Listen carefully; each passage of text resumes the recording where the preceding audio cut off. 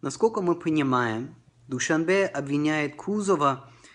طوری که ما میفهمیم اتهامی که به کوزوف نسبت داده می شود عیناً مثل آن است که به رهبریت و دیگر فعالان حزب نهضت اسلامی تاجیکستان اعلان شده بود.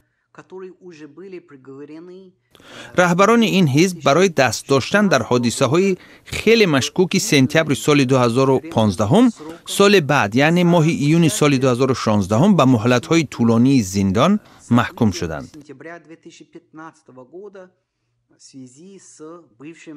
تشکیل این آشوب مسلحانه را به دوش معاون سابق وزیر دفاع تاجیکستان نظرزاده واگذار کردند.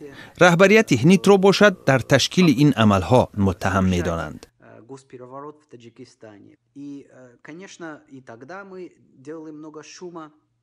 ما آن زمان هم خیلی صدا بلند کردیم.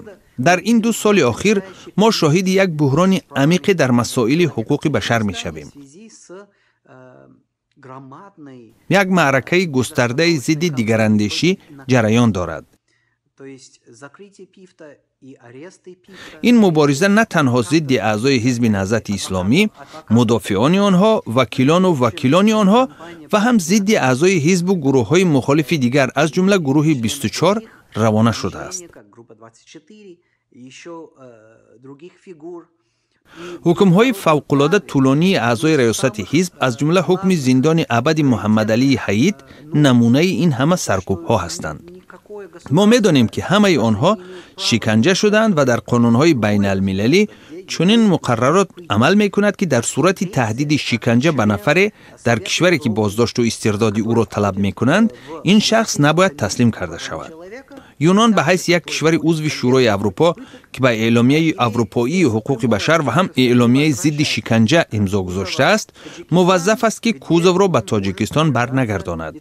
به کوزوف در تاجیکستان شکنجه تهدید می‌کند. از همین خاطر ما با صدای بلند از یونان تقاضا می‌کنیم که کوزوف را به تاجیکستان برنگرداند. او باید آزاد شود و ما می‌بینیم که اتهامات ضد او دارای انگیزه‌های سیاسی است. با گذشت 2 سال از آن حادثه‌ها تا حال شهادت قابل اعتمادی دست داشتن این حزب در رویدادهای سپتامبر سال 2015 پیشکش نشد.